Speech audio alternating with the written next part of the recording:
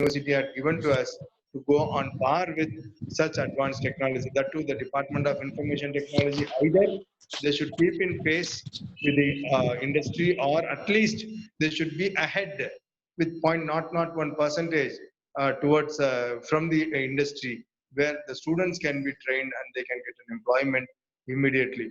I think as we have totally 240 faculty members, and as a head of the institution, I have close contact with all the faculty members.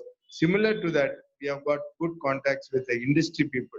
Being an a institute established in the year 1994 and crossed the silver jubilee, most of our alumni they have set up an industries in India and abroad. So they have frequent touch with another departments and myself. They are also very much interested to develop the students and the faculty members in our institute. So I think these new technologies, which when we are able to listen from an expert like Dr. Surya, who's working in abroad, and it is an international seminar. So I think this opportunity, the viewers or the participants or the online participants who are looking into now, got a golden opportunity to view or to listen on Dr. Surya's lecture, as said by our another department. She was an enthusiast. She's an enthusiastic speaker with known technology, with well-versed exposure in the recent technologies, as she is working in NUS. You all know about that university, top university among the world, and we have got a very good opportunity. And the participants, I can assure, on behalf of the organizers, you are going to have a very good feast in this area for the coming hours. And please interrupt the expert. That's my humble request to the participants. Please interrupt the experts with questions. That is the only way we can learn. As a teaching side, we are delivering the materials and we are delivering our experience and we are sharing our knowledge. But from the learning side, I request again and again, whenever I address such kind of forum, I'm just requesting every participant that you are the student, think as a student and don't think as an expert. Think as a student, the faculty who are teaching us as a faculty or learner person. So from them, what kind of information we are getting and how we are going to bisect or trisect that information and getting some knowledge is more important. So for that, the only way is to question or to learn from the expert. So please, as said by your faculty member, you have to raise the hand in your Zoom, and then put the questions and learn it. And one more request I just put to before the participants is that the loop closes only when you deliver what you have learned from the expert to others. So 2 points, please remember: learn from the expert continuously, get some good knowledge from the experts, and try to pass on what you have learned to your students, to your industry fellow people, and also to other faculty members. So with these words, I congratulate Dr. Alageshwaran. His tremendous effort, his tremendous motivation had made this team, Information Technology Department team of faculty members, both teaching and non-teaching side, is working very hard for the betterment of the society. Similarly, I welcome again Dr. Surya Madam. I have also gone through her resume and also her LinkedIn and other Google way, and I was on her features and her have grown to this extent. So I think her words today, her lecture today will surely motivate everyone, and we also want to be one among such kind of personality in future. Thank you so much, and all the best, Dr. Alagesh, and welcome, madam, for your speech now. Thank you, ma'am. Thank you. Thank you, sir. Thank you, sir. It's my immense pleasure to introduce today's chief guest, Dr. Surya Priya, Principal Lecturer and Consultant, Software System Practice, National University of Singapore. She completed her BE in Bharathidasan University, Trichy. She completed her ME Computer Science in Regional Engineering College, NIIT Trichy. She done her PhD under supervisor Professor Stan Gersbach, School of Computing, National University of Singapore.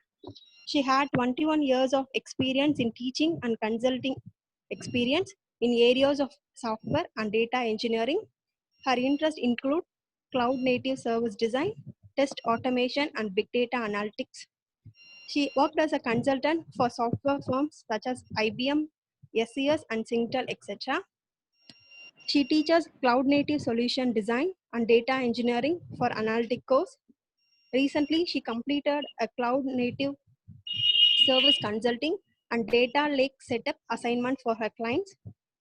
For data engineering projects, she usually conducts gap analysis, identifies new data sources, and enumerate possible analytics pipeline projects. She played various roles such as entrepreneur, senior analyst and senior lecturer, project manager, technical consultant, project leader, technical consultant. And now she's working as a principal lecturer in various institutions in Singapore. Her certification includes certified by National Grid Office, Singapore GCC Level 1, GCC Level 2 ACM exam, IBM certified professional. She gave keynote speeches in cloud computing and data analytic conferences in Singapore and overseas. She had an interest in reading, traveling, cooking, and craft as well. And spare time, she trekked and pretended to be a yogi. Now I hand over the floor to Dr. Surya Priya. Please, ma'am. Thank you very much. That was shameless self-promotion I put on my CV. I shouldn't have.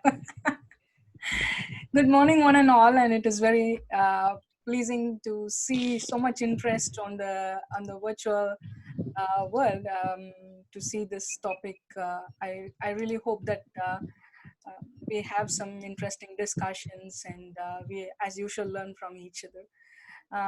Before starting my speech and getting into the content, let me thank Principal for the sweet introduction, Ram Prasad, and his trust on me. Let me also thank Jay Sharmila, who was trying to introduce my profile.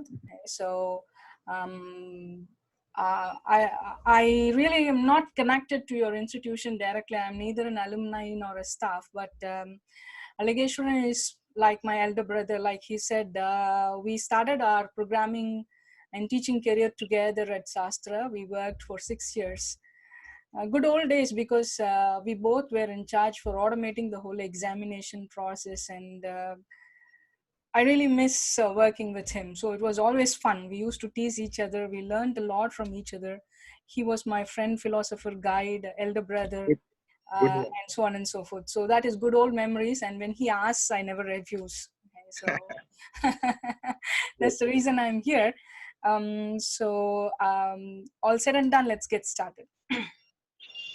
So you can see that I've tried to put up a talk basically on big data engineering in particular reference to analytics, because that's what is very hot, and that's what I teach and consult in NUS currently. I hold two portfolios, one on the cloud and the other one on the big data engineering. So that qualifies me to discuss these topics. So if you have any questions, you don't have to wait for me to stop talking. You can simply punch your questions on the chat. If it is very relevant, I'll take it immediately. If it is not relevant, I'll keep it aside and then discuss them together when it becomes a logical point of discussion. I have picked up an accent, whether you like it or not, something from Tanjore, something from Chennai, something from Singapore. So if my language is not clear, you can feel free to ask me to repeat. One could afford to repeat a story as many times, but it's only boring to hear it more than once. So how this talk is arranged is I'm going to introduce you to this concept of big data. So everything starts with the definition. So it's a very encompassive field, as you can guess. Anything that deals with data today can be classified into big data. So we have to put in some characteristics. We have to put in some metrics so that we can sort of quantify and qualify what we are talking about. So that's the introduction. And it's always important to see what's your goal. So after introducing the topic, I want to talk about the different business scenarios and research scenarios people are using these kind of big data engineering projects for. And immediately you can see that I walk you through architecture and modeling. Architecture is basically the technology part of it, and modeling is the analytics part of it. So we'll discuss both, and I'll try to shed some light on how these things are done. I'm sure we have experts in the audience as well. So if you have anything to augment, please feel free to augment. If you have anything to refute, please feel free to do it as well. And then I'm talking about good practices in the engineering section, where I talk about what are the principles behind that is helpful when you do certain kind of projects. What are the tips that you can look out for? So it could be your research project, it could be your consulting project. We do both in our institute. Our institute focuses more on practice-based research, so we don't do pure academic research because our customers are all industry clients. So that's the reason we are not a faculty. I'm from an institute, so that should say the difference. And the data sets, I'm trying to give you pointers on where you can look out for good data sets. There are plenty available, so there's a lot of possibilities for each one of us to contribute. We don't have reasons like in olden days where you don't have curated data. There's plenty of curated data. It's only about trying to see its relevance to your project. Okay. And finally, I'm going to summarize all this talk. So this is what you could expect on today's session. I'm starting around 1 p.m. my time, and I should go at least 45, 50 minutes. And if it is very interactive, maybe 1 hour and 10 minutes. Okay, so please bear with me if it gets a little longer, and also let me know if it is going off time. So I hope you can see my screen. I have started sharing the screen. If you have any confusions, if you have anything that is not audible, you can please let me know. So I'm assuming I'm audible enough, and I'm also assuming that the video is clear for all of us to see. Voice is very low. Okay. Would you mind giving me a minute so that I could go to the headset while I'm talking in this? So headset should do a better job. Yeah. Okay, so the first part is I'm going to introduce big data. Okay, so in this, what I'm expecting to discuss is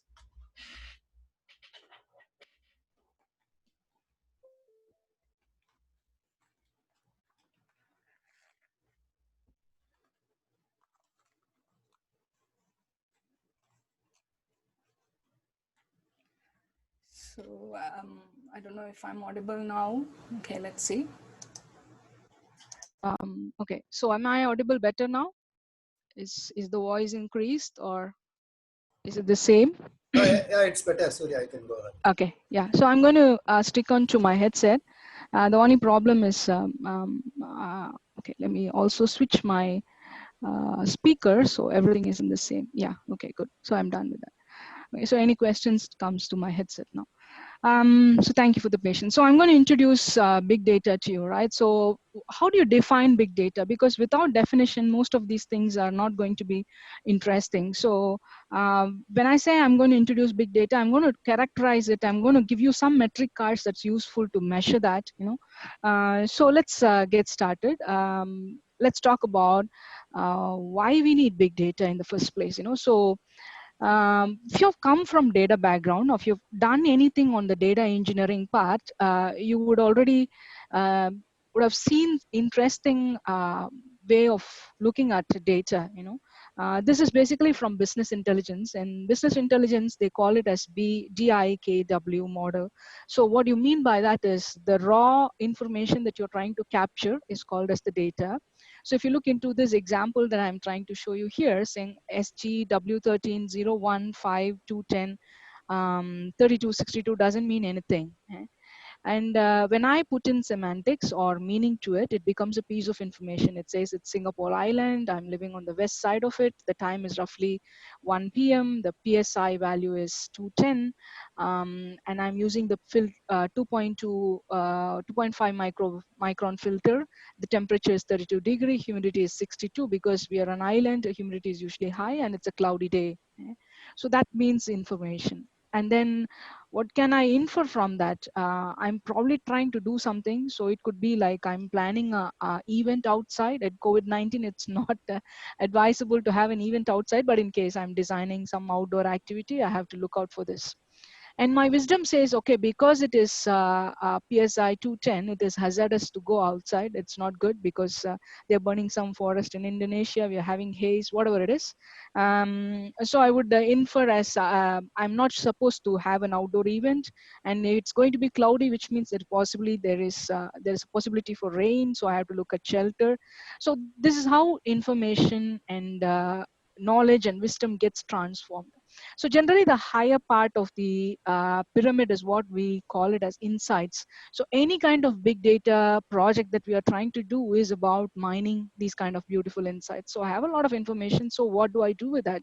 How can I help businesses do or figure new things? How can I help researchers find new information? Okay.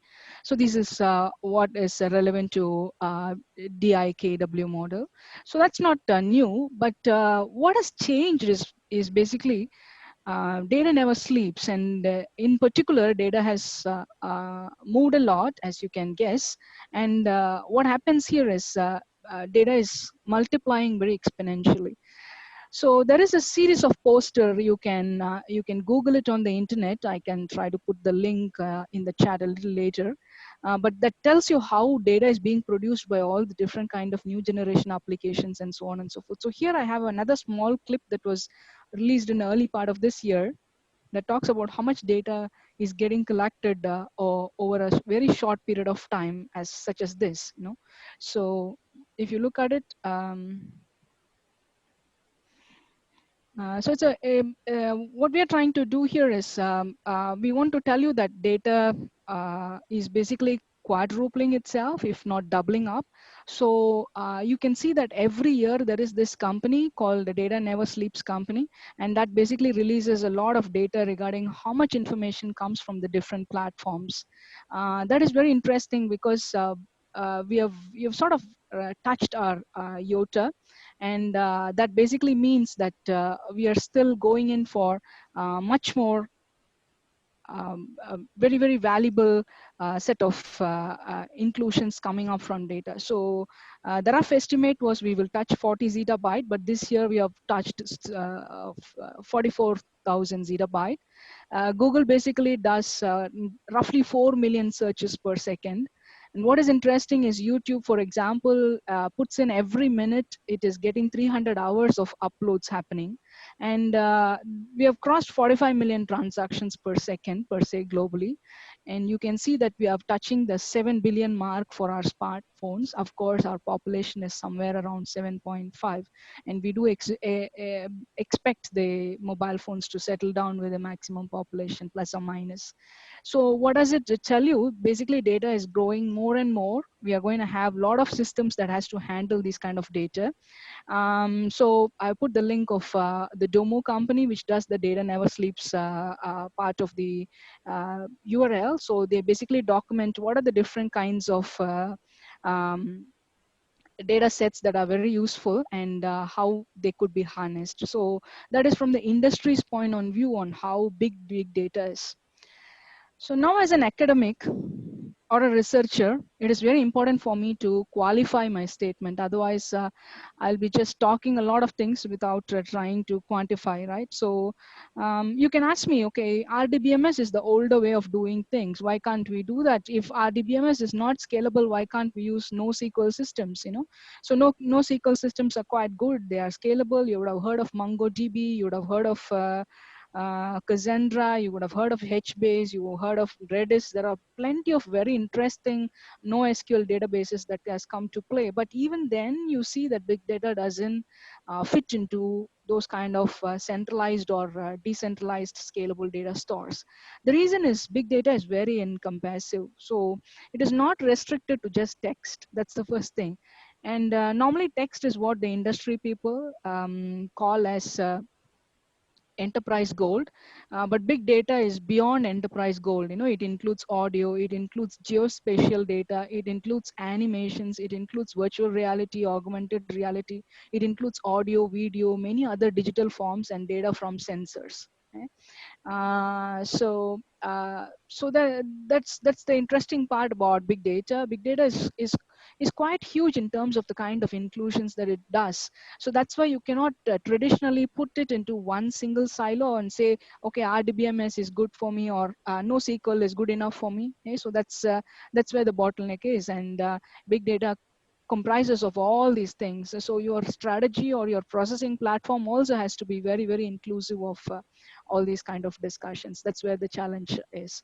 So I've just given some example here. So when we say structured data, one thing that I want to emphasize here is structured data is not always generated by human beings. So don't expect, when you say structured data, there is some kind of web form that is created, and people come in and then put in or key in their values into their web form and then interact. So this is basically human generated data.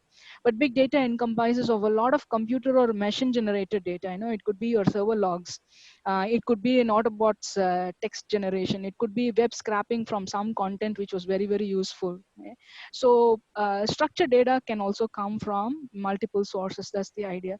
Unstructured data is even more challenging because we don't have a standard grammar, we don't have a schema to validate. There are so many different data formats. So unstructured by itself is another new set of challenge. And in between is the semi-structured data. So when you talk about semi-structured data, what it tries to say is the rules are not as strict as the traditional data sets, but at the same time, there is also a way in which you can standardize certain part of the interpretation of the whole schema. So certain kind of features, certain kind of labelings, and certain kind of parts are self-descriptive, while the others can keep increasing as they go along. So that's the part about semi-structured data. So is this enough? Do we have to qualify it more? Yes, we have to qualify it more, because it is important for us to find out individual data sources and qualify them so that it is easy for us to come up with technical architecture and components that will address these kind of characteristics processing. So how the industry and the academy calls it is, they classify it into three. They call it as data at rest, they call it as moving data, and they call it as data in use. So let me spend a little bit of time explaining these things. So for example, if I'm talking about data at rest, what it means is this: the data is stored in some kind of data store. It could be your database, it could be your file service, it could be your hard disk, it could be some kind of device, but it is used only when there is an access to it. Okay? So these are service-based data, application-based data. So this is what we call it as data at rest. Data is in motion is very, very interesting, because that is changing a lot of ways in which we do computing these days. I don't know how many of you have come across this term. We use this term called stream, right? So when data is moving, these days engineers used to refer to that moving data using, usually we say messages and events. These are a bit old school thoughts. The way that we want to have data is in the non-blocking format. So if you're doing full stack applications, you appreciate this. In Java, we call it as WebSockets. In Node.js, we call it as sockets. In .NET's new framework, which is RT, real time, we call it as stream as well, right? So data in motion is very, very important for us today, because that's constantly giving us information which allows us to take real time decisions in a dynamic world. So those are very interesting things about data in motion. And I'm going to talk a little bit about how we design an architecture for it and what are the challenges in it. The other part is data in use, and this is basically your transactional data. It's stored in a stronger media, and it is constantly being transacted with. You normally, the industry folks call it as CRUD operation, CRUD. There's so many searches. There's create, read, update, delete. Okay? So these are the kind of transactional data. If you talk to traditional data engineers, they call this kind of system as OLTP, online transactional processing system. So that is what in the big data world, we call it as data in use. So you can see that it's a mix of all these things. There is one set of criteria that I have not put it here just to keep this plate clean. That is data at archive. So a very important part of the big data is to see which data is very, very active, and the data that is not very active, you like to put it on a slower device. So that way you are trying to optimize your processing speed, because as you can see, big data is enormous amount of data to be crunched. It is very important for you to be very optimized in terms of the functional pipelines you write, in terms of the libraries you call, in terms of the data structures and data sets that you want to handle. Okay, so that's why if you believe, I'm sorry about this religious connotation, because I can't help it. See, every god is important, but we also need Shiva, who is the one who destroys. So destroying or archiving is also another important part of data which has to be done. Otherwise, your system is going to drain you of resources, and it's quite an important policy or governance, in fact. So that one I have not discussed here. Otherwise, that should give you a fair discussion on how or what state data can be in big data. Okay, all this said and done, you got to measure big data.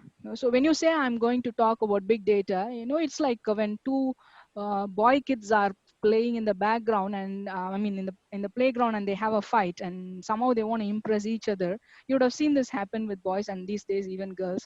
So they'll say, my daddy is so and so, my daddy has this toys, and there is another kid that says, oh no, your daddy, my daddy has got even a bigger toy, and so on and so forth. So there's some way to measure your power, right? And you do this kind of child play. The same thing happens to big data. There is some way you have to measure big data and express your big data project.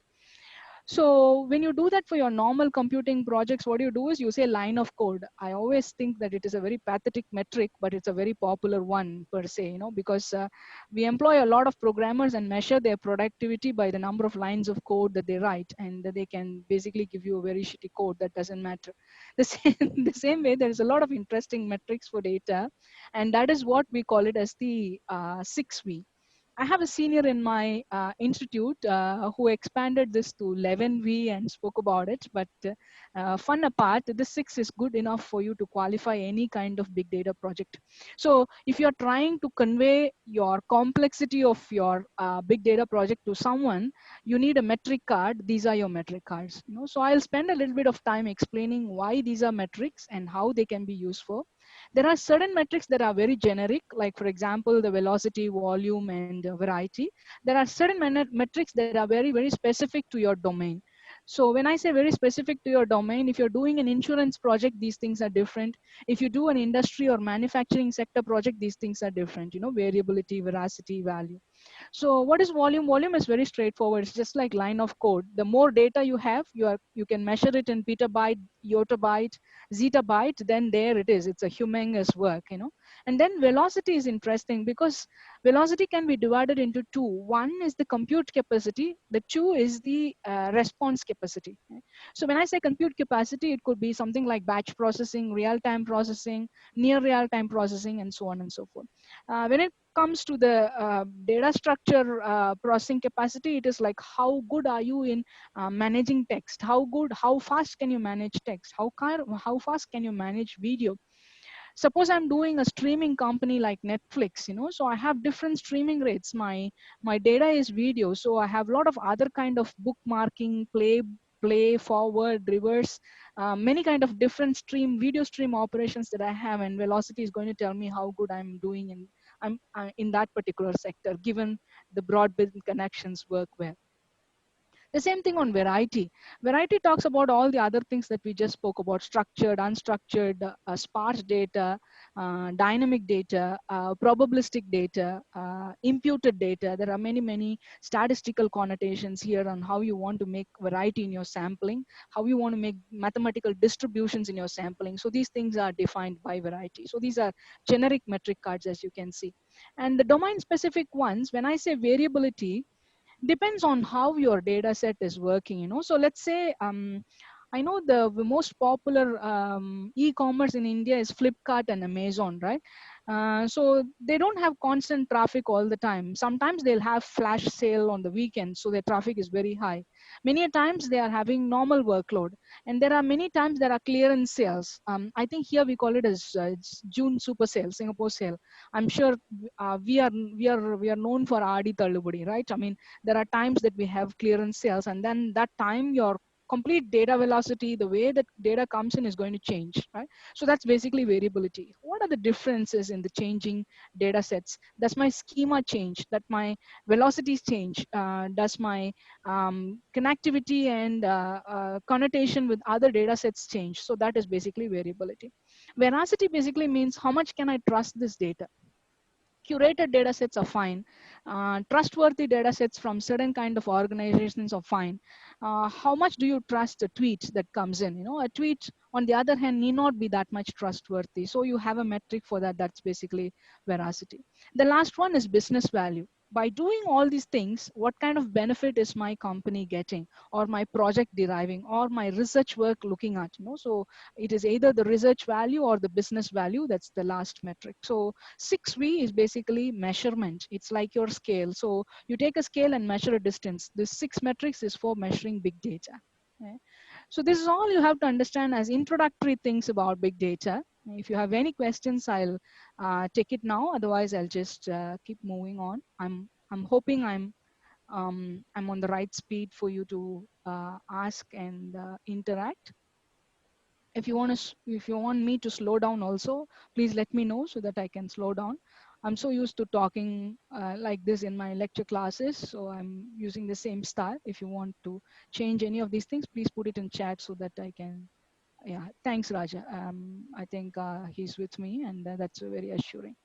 So I'm going to move on. So I'm going to talk about the challenges here. Okay? So I want you to understand, people use a lot of terms. Okay? So people say Zeta architecture, microservices, containers, Kubernetes, Docker, plenty of things. But there are certain terminologies that you got to understand when you're talking about big data projects. One thing is your big data is not in one single machine. You're talking about big data structures which are both vertical as well as horizontally scalable. Okay? So that's why it's sort of very interesting, because you can't put them in one single box. That's the basic nature of the data set. So what does this mean to you? I need to have a cluster per se. If I want to have a good big data project, then your big data is not comprised in one particular Alienware machine or a super fast CPU machine which has got some GPU, tensor processors, and so on and so forth. It basically is a cluster, and data is being sharded. So what is sharding? You can piece them horizontal as well as vertical and distribute them to multiple machines. This is what we call as sharding. So one foundational assumption about big data is, beyond all the 6 metrics, the variety, the velocity, the volume, the value, and so on and so forth, it is also important that your big data is distributed across many machines. So that's a basic definition. And you see, this term big is very, very relative. So it's very difficult for you to give a technical definition of it. But what we define as big data as of now is your traditional data store, your traditional RDBMS technologies, and your traditional single set of data handling mechanisms are not sufficient for big data projects. Big data projects are of enormous sizes. They cannot be contained into one single cluster. It's usually a distributed system, and you need a bunch of technology. That's why we use the word ecosystem. Okay? So you need a bunch of technologies to handle these things, and you do expect big data to always be growing on size. So these are the characteristics of big data. So somebody asks you, what is a big data? Today's big may not be tomorrow's big. And in fact, we also have a little insider joke in my institute where we say there's small data. There's a lot of data being generated from the edge devices as well. I'll talk about it in a moment. So we want to have a different name from big data for that. So we say small data, then we say peer data. So you can see that these terms are very, very relative. But the idea is, the moment you say big, it means it's your current ways of solving problems is not sufficient. You have to look at a newer dimension of working at it. So that's the definition. I have a habit of doing mind map for anything that I talk about. So you can see this is my wholesome summary for big data. So when you're talking about big data, it has got different forms of consistency. It's not strictly consistent like your RDBMS. There are loose consistency form. There are also strict consistency form. I don't know how many of you heard about the recent release of 2 good databases. One is Cockroach. The name is very funny, but that's how they have called it. And the other one is Google Spanner. Both of them are competing head-on to become the very large-scale, strictly consistent data store. So it is possible for us to have a very good consistency models that govern our big data. And when you say big data, we have other non-functional parameters like scalability, durability, availability, and so on and so forth. And of course, a query functioning layer. There is a question from Kannan, and the question is, what is the difference between data warehouse and big data? Data warehouse is a traditional term, and data warehouse is the older ways of doing online analytics processing. But the problem with the data warehousing is it's very much tied down to licensed products. Okay? So you want to do data warehouse, you got to pay $1 million to Oracle and buy a Oracle Coherence and an Oracle OLAP server. And Oracle allows you standard ways of building data warehousing functionalities. We call it as ETL, extraction, transformation, and loading, but it is very, very restricted. So what big data is trying to do, in big data, the equivalent of your data warehouse is called as data lake, as I just mentioned. And data lake is federated, which means it is not tied down to one product, one technology, one style of doing ETL. Data warehousing also presents you with a federation of frameworks. So depending on what kind of analytics that you want, you can actually craft your own very smart, functional, scalable, parallel processing ETLs. And these ETLs are very, very sophisticated than what you are very used to in data warehousing. So if I have to give a label to data warehousing is generation 1 analytics. Data lake and big data style of doing is generation 2 analytics. Okay, so that's the current difference between your traditional data warehouse and big data's data lake. Hope that has clarified Kanan's question.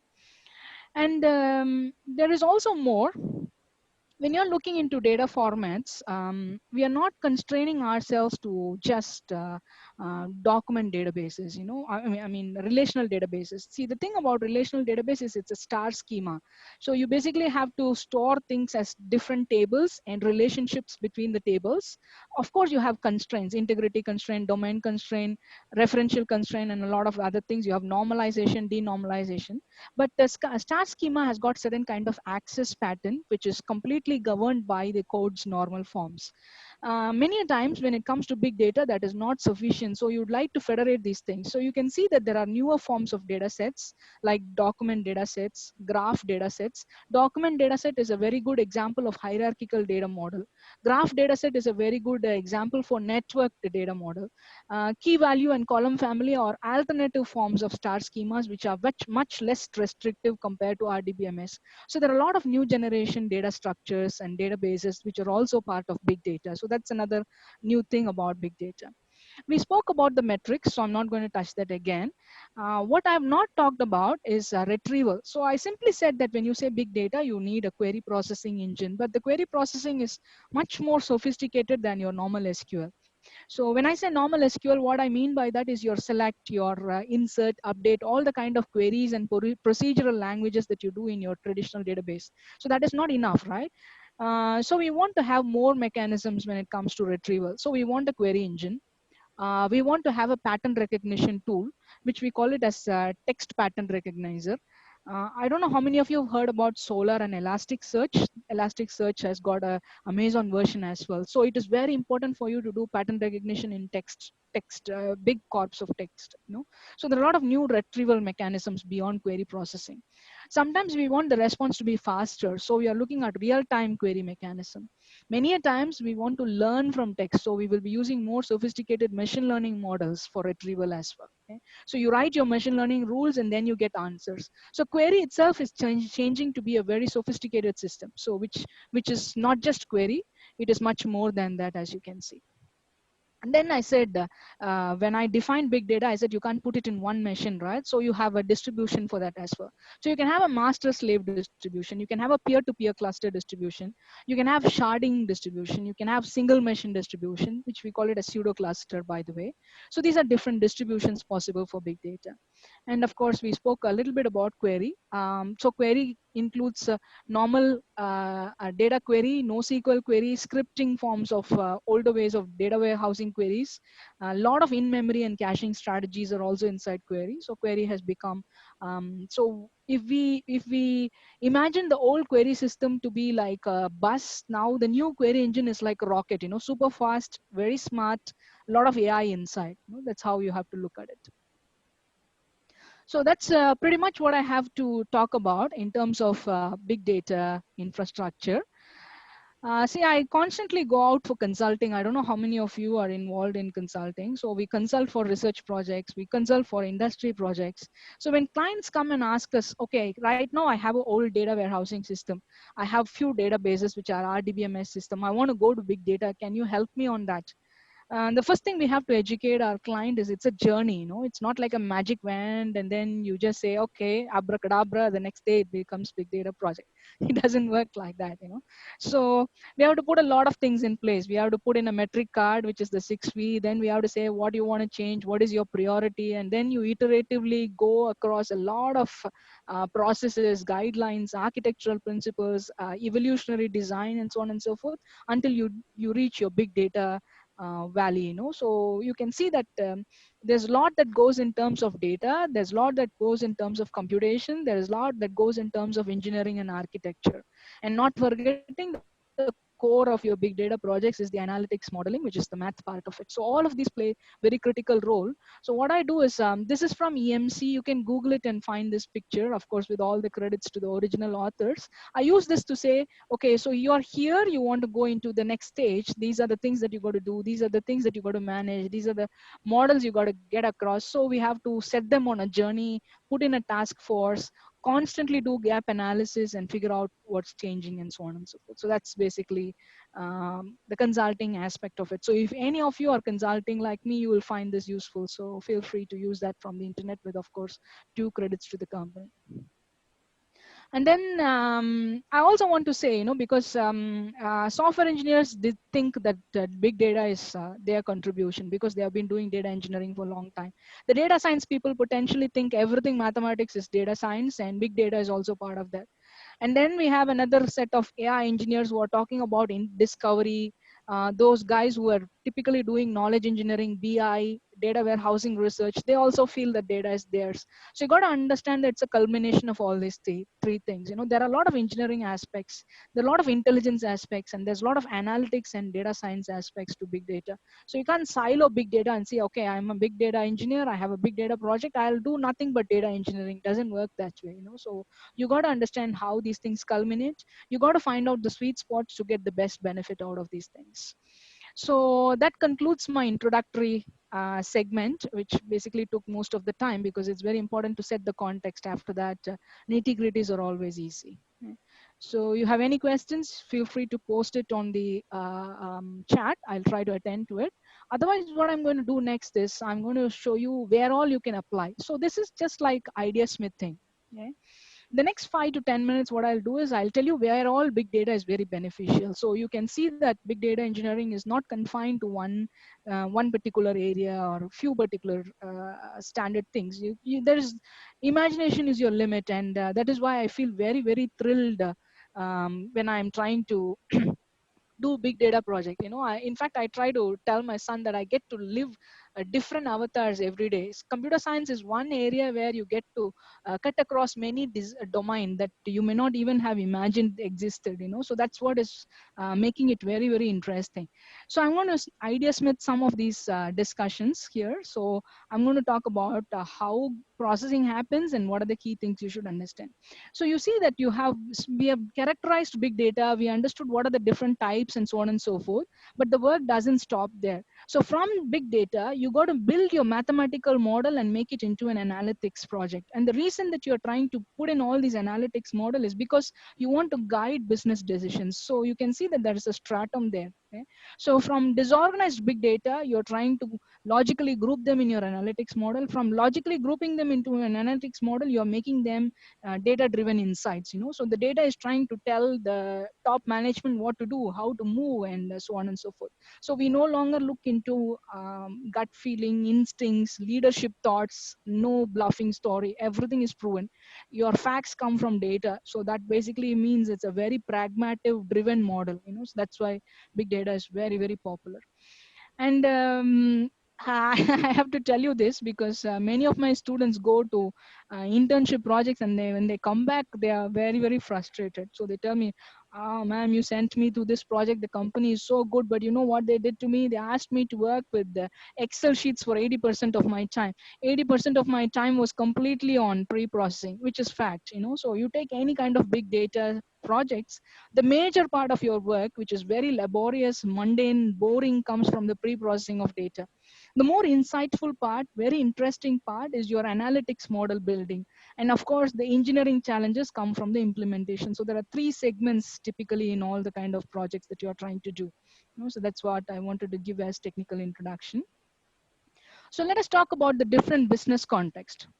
Very popular big data projects are product recommendations. You have e-commerce systems which recommends things for you. You have the Netflix recommending what movie that you should watch. You have Facebook that is basically deciding what content to show to you and then what you should read. There is LinkedIn which decides how much a person has got influence and how he's going to influence content to others. You know that LinkedIn has this concept of choosing your own influencer. So depending on who you're trying to follow, your LinkedIn recommendations are completely tailored toward it. So recommendation systems are brilliant low-hanging fruits. So if you want to try a big data project, for starters, you're looking for idea, I would say take a recommendation system, a travel recommendation system, a product recommendation system, a health product recommendation system, a movie suggestion. There is large set of movie databases available in Kaggle, and that allows you to build your own movie recommendation systems. So the idea is you should understand how collaborative filtering works and a few other models work. So recommendation system is always a very good starting point. What else? You can also look at churn analysis. So if you're looking at service sector, airlines, banking, finance, any kind of service sector that you're talking about, customer churn is a challenge. Everybody wants to retain a customer because it's at least thrice or four times difficult to get a new customer than retaining an old customer. It only takes very small effort to retain your customer. I don't know how it happens in India because it's been quite a while since I did digital banking in India. Here in Singapore, the first 2 years of my credit card is usually waived for fee. Then the third year they'll usually charge me. So what we do is we try to do a drama. We call them and say, I'm not interested in your card anymore because you're going to charge me. So instead I'm going to apply for another card, and then people come back to me saying, okay, this year also it is waived for you. So that's how churn is being stopped. And a lot of interesting strategies around customer churn, which is turning out to interesting good projects. Okay, and then it doesn't stop there. More ideas. Customer segmentation is something that is very interesting. I'm interested to see how do I sell my products to a particular segment and what kind of things are to be done. Another interesting project is sales lead.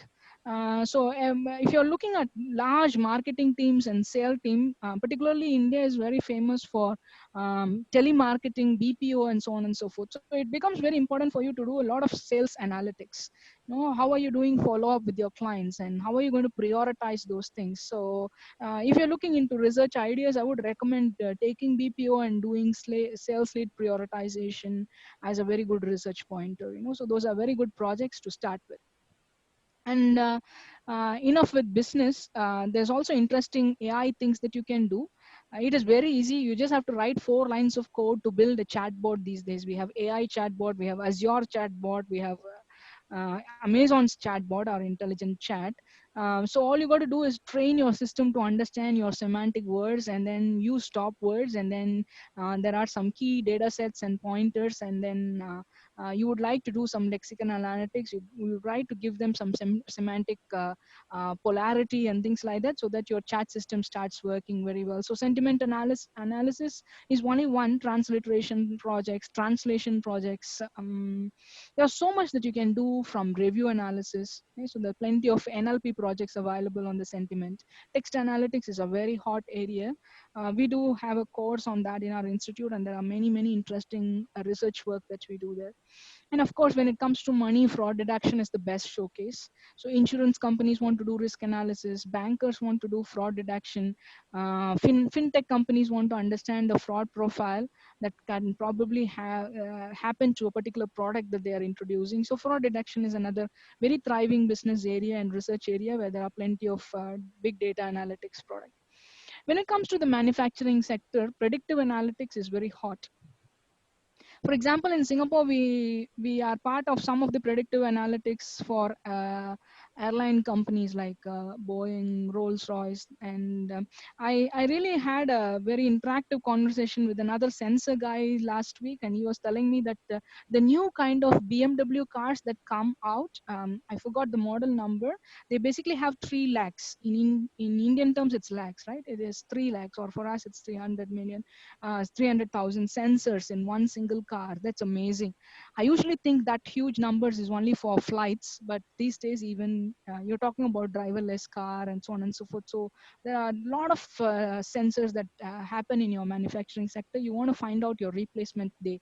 It could be your aircon compressor. It could be your electronics device.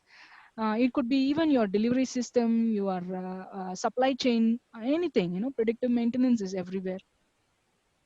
There are also other interesting areas, like for example, medical diagnostics. Healthcare is very interesting. Ever since US started IHR, which is Integrated Healthcare Records, a lot of healthcare automation is happening. Singapore, for example, is very interested in doing robotics for elderly care. And we also have a lot of other prognosis, diagnosis kind of help projects. So there are a lot of interesting work that we do on such kind of healthcare standards. So that is one thriving area where analytics and big data is used in plenty.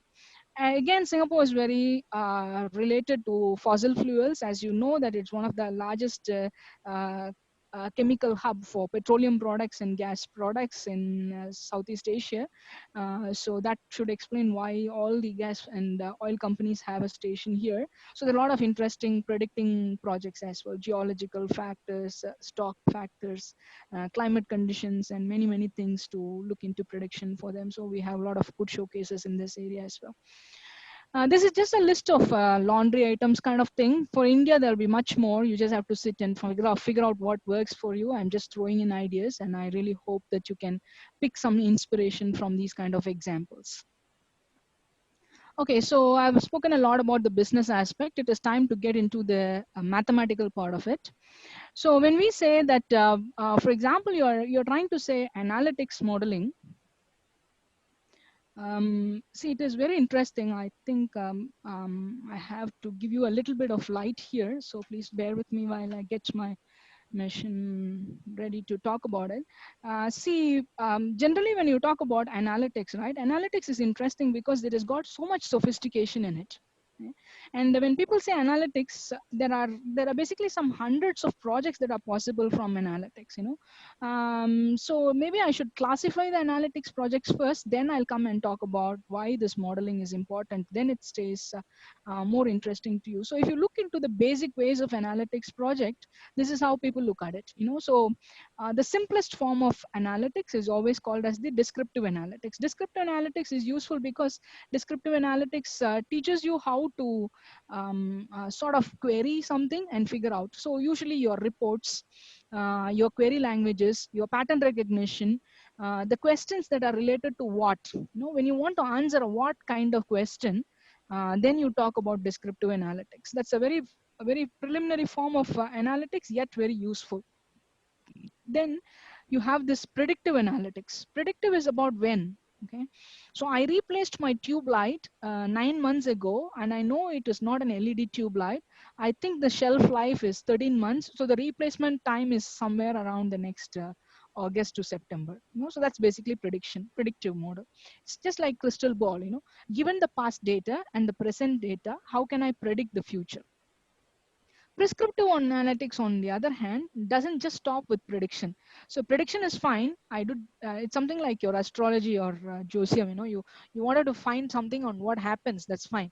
That's not the end of it, right? You would like to fix those things. So prescriptive analytics is about fixing those things. So how do I use this, and how do I yet try to fix or solve the problems? Okay, so that's more interesting. So you can see that there are products that are basically trying to help you do these kind of things on the prescriptive analytics. So that's why prescriptive analytics is quite interesting as well.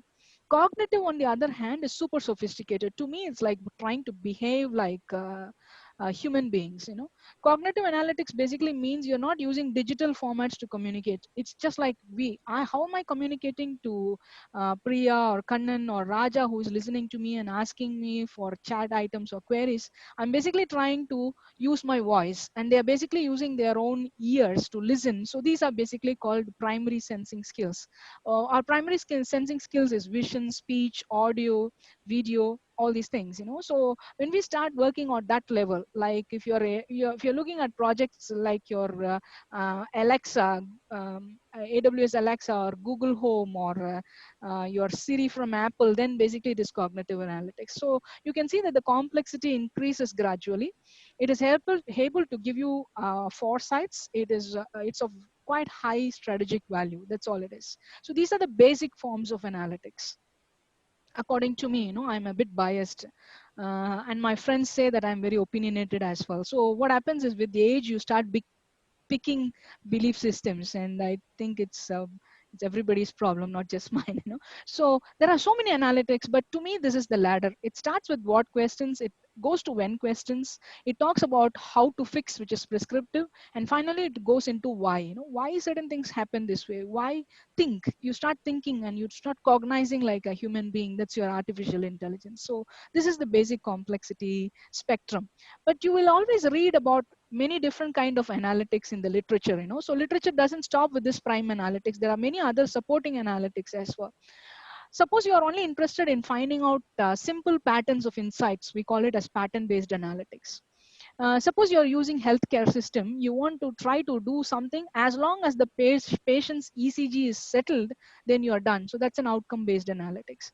You want to make sure that the patient's blood pressure is stabilizing because he's not taking his medication, he's stressed and other things. So you try to address different parameters and you bring down his blood pressure. Then that is basically your outcome based analytics, right? So that's typically another supporting analytics that is quite useful. Then you talk about diagnostics, finding out what went wrong, cause effect.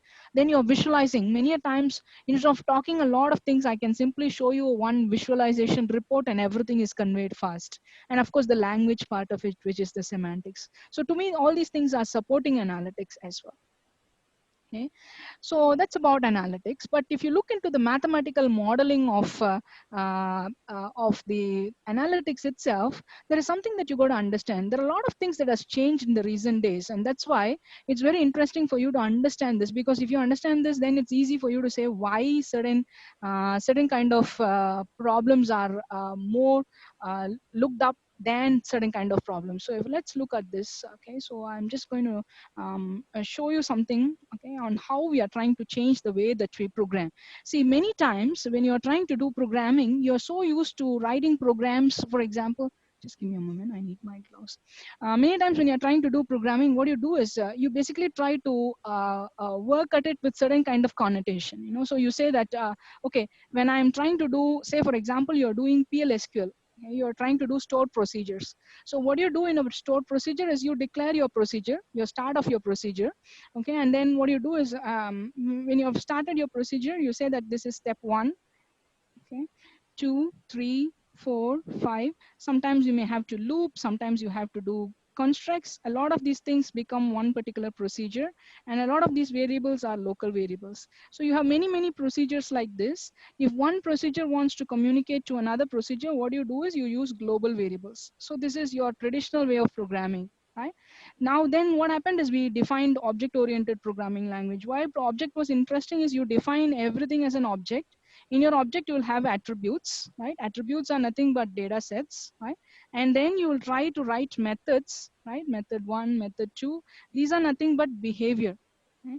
The best part about your object is one object can interact with another object in any pattern. So there is no restriction. There is no concept of local variable and global variable here. So you're sort of having a federated way of doing programming. Yeah, so that's basically OP part of it, you know. So these are the traditional style. And after some time, what we did is we did aspect oriented programming, whereby we try to inject code. We call this as dependency injection, right? So you try to inject code and then you try to mess around with these things. All these are old generation. We call that as a typically a imperative way of programming, which means trying to treat computer like an idiot. It is an idiot box, by the way. But if you try to stick on to your traditional languages like Java, C Sharp, SQL, this is what you're trying to do. Now, what we are trying to do is we are trying to move into another set of imperative languages, which is not the traditional language. We call this as functional languages. Okay? Why functional languages is important? So some people think functional language is nothing but writing methods. You are basically wrong when you do that. Functional programming or functional languages are parallel programming languages, which basically means they can scale very easily. They are basically composed of functions, and each of these functions are nothing but mathematics. Why I say so? Your linear regression is a function. Your calculus is a function. Okay? Your equations are functions. So it's very easy for you to build a functional language. And then it's immutable. Basically, it means you can't change the data as you wish. You are looking at immutable data sets. These are the three things that you're looking at in the new generation model. So that is why you ought to build your mathematical model first. You do a machine learning project, or you do a big data project, or you do an AI project. The first thing people ask you about is basically about your model. So you are supposed to show us what's your mathematical thinking behind, and that is why so much story. Okay, so I hope I've convinced you that math is important. So please pay attention to what your math lecturers are trying to teach you, which is very important, because that's what you're basically trying to computerize these days. Having said all these things, there are architectural aspects as well. Kannan wants the slide. Yes, definitely I'll pass these PDF formats with, of course, certain of these things are our IP rights. I won't, other things I'll pass it to Alex Arageshwaran, and you can pick it up from him.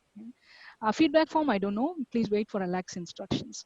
So reference architecture basically means you're putting all these things together, and then you're trying to create a system out of it. So you have data pipelines, which is the functional programming that I was talking about, governance, processing, ingestion, preparation, storage, infrastructure. So you can see there are a lot of components and structures inside that. So when you're trying to create a typical architecture that goes through all these stages, then you got to very importantly think through what kind of technology you want to use, what kind of framework you want to use. To me, architecture is about style. These are the reference components, but which ones do I want? That's your choice. So there are a lot of thinking that goes behind.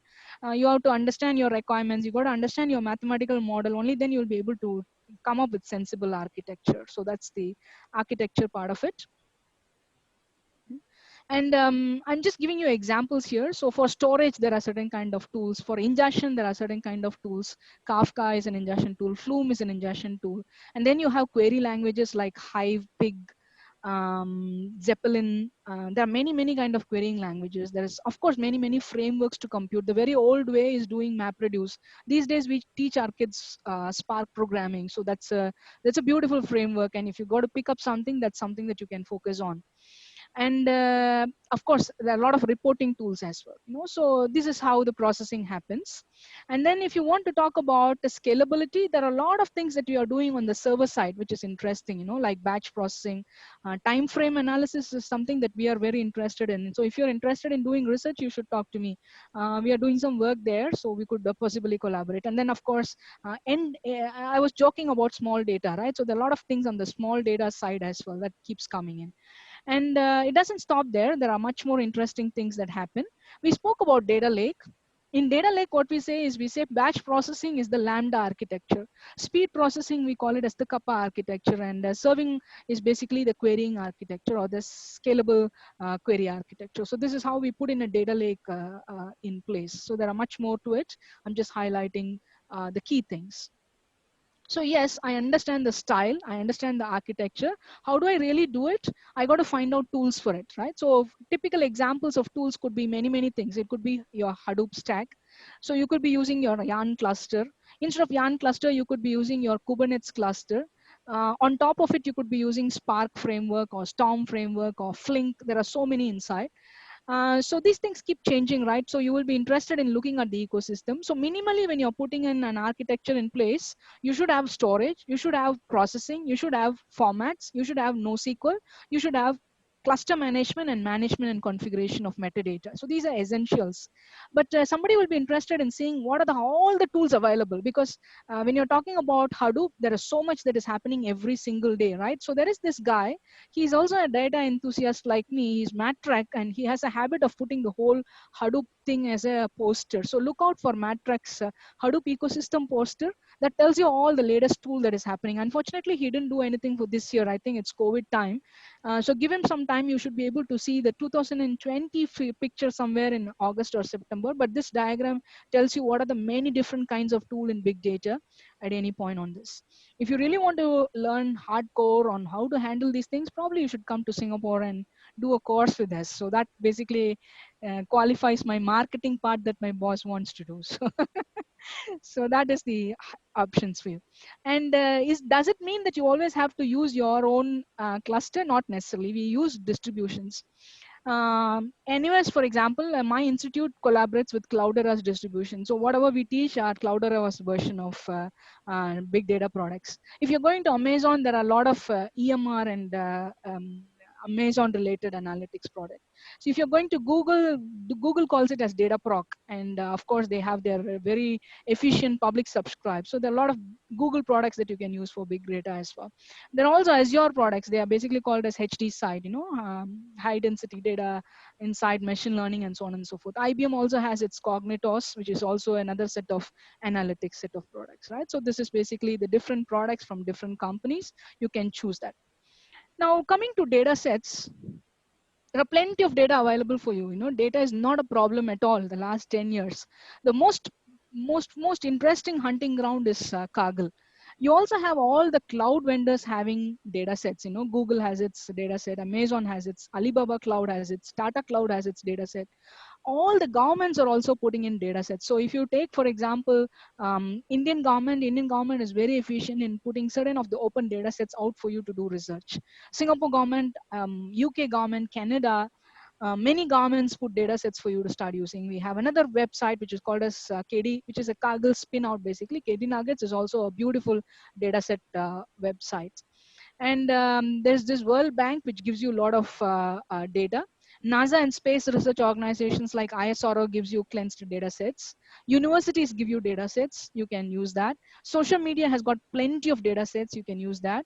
Google gives you geospatial data. Research companies and research organizations are also putting in geospatial and virtual reality data inside, so you can look at it. So these are the different starting points. So I'm going to summarize my talk. So I hope I'm on time. I did not take too much of your time. Anytime you do a big data project, it always starts with your business need or your research need. So qualify your need first. So that's your first step. The next step that you got to take in terms of your big data project is to mathematically model your problem. So we call this as analytics modeling. Once your analytics model is clear, then you go into technology, which is infrastructure, software, platform, ecosystem, cloud provider, and all that. So all these decisions are to be done. When everything is done, you have to take your data set, pre-process it, get it ready for your processing. So that's your fourth major step. And when that is done, you basically present your results as dashboards, reports, visualization, Tableau, Power BI. There are so many visualization tools as well. Okay? So that should end your interesting big data project.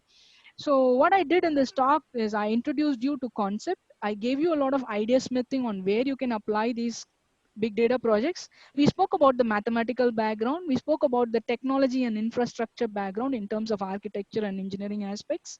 We spoke about the possibilities of open data sets. We summarized everything that we discussed. Okay, so I'm sorry that I took maybe 4 or 5 minutes extra. Okay. So if you have any questions, I'll try to take it. Any other instructions, Arageshwaran will take over.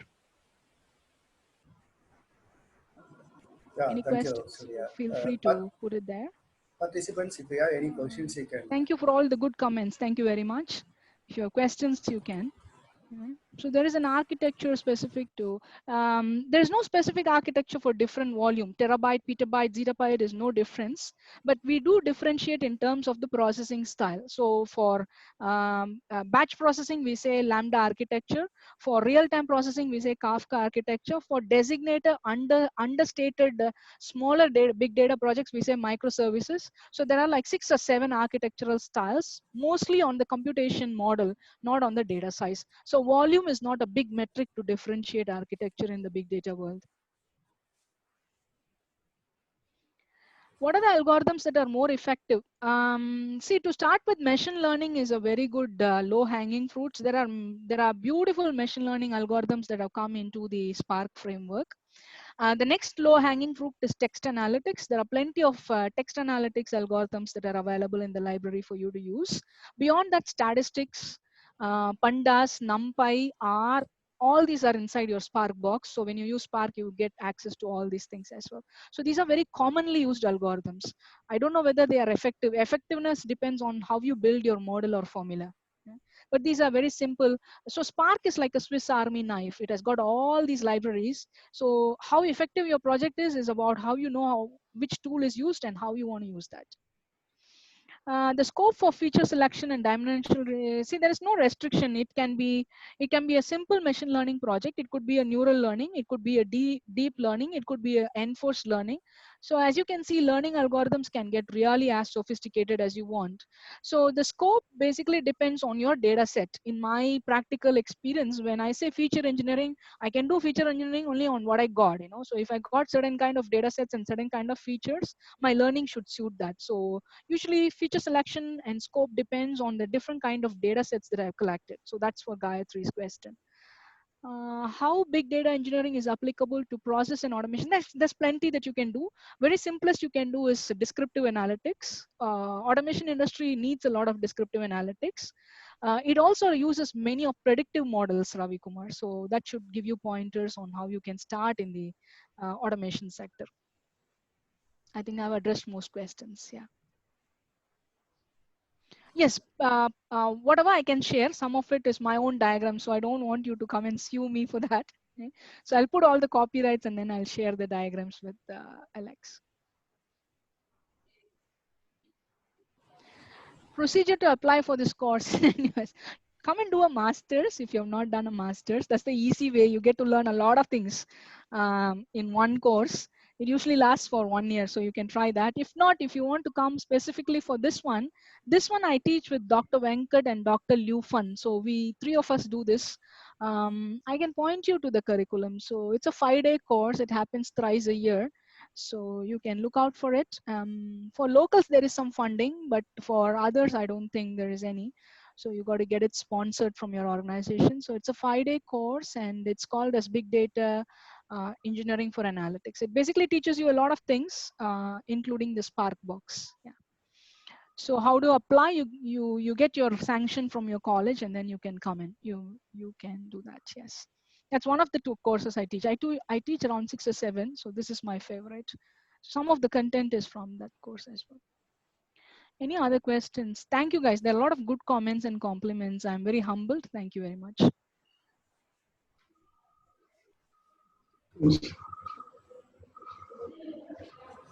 Thank you, Surya. There's a feedback. Just uh, like Alex, I'm curious on how this talk was. So please try to evaluate us so that we can yes. tune it better next time. Yeah. I collect I'm feedback very and impressed send it to that you. the principal was telling us that there are so many interesting sessions, So yeah, let's continue the spirit and do a lot of webinars. Thank you. Sure. Participants, please fill the Google form shared through chat box. I'm not hearing you. Can you be louder, please, if you're using the mic? Audible now, Surya? Hello?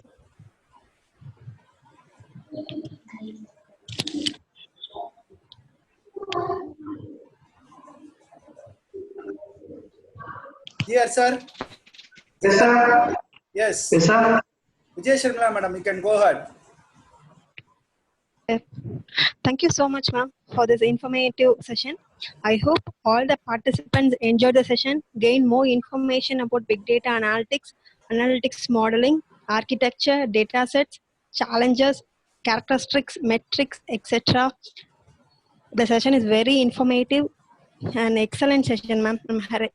Once again, and thank you so much for this excellent session. Ma'am, I'm happy to invite Dr. G. Ramesh to propose a vote of thanks. Please, sir. Thanks, Sharmila. Thank you, madam. First, I salute all. Good morning to all. I am Dr. G. Ramesh, Professor, Department of Information Technology, KLM College of Engineering. I'd like to take the opportunity to deliver the vote of thanks with the successful completion of today international seminar on Big Data Engineering for Analytics being organized by the Department of IT in association with the Computer Society of India Student Chapter. First of all, I would like to express my sincere gratitude to our college respected President, Mr. K.N.K. Karthik, respected Secretary and the Correspondent, Dr. K.N.K. Ganesh, and all our management executives for providing the concrete support for organizing this seminar. I extend my sincere gratitude to our beloved Principal, Dr. A.V. Ramprasad, for guiding and motivating us to the success and betterment of every departmental activities. It is my duty to express the deepest sense of appreciation to our eminent personality and the resource person, Dr. Surya Priya Asitambi, for her wonderful speech about Big Data Engineering for Analytics. It is most impressive talk to us and covering the information from the basic to the expert level. Thank you, madam. I also thank my respected HOD of our IT department, Dr. R. Alageswaran, who is the spark and the entire efforts of today international seminar organized with great success. I also extend my sincere gratitude to all the national and international participants whose presence in today's online seminar are utmost pride to us. I pay my special thanks to our alumni and classmates of myself working at UK, USA, Singapore, Malaysia, France and Belgium for their today active participations. Finally, it is my inevitable duty to express my sincere thanks to a team of very proactive and dedicated staff members, Professor J. Gautam, Professor M. Sadish Kumar, Professor S. Vijay Sarmila, and all our department faculty members, supporting staff members and students who are the real success creators of today's international seminar being organized with great success. I once again express my sincere gratitude to all. Jai Hind. Thank you, madam. Thank you, sir.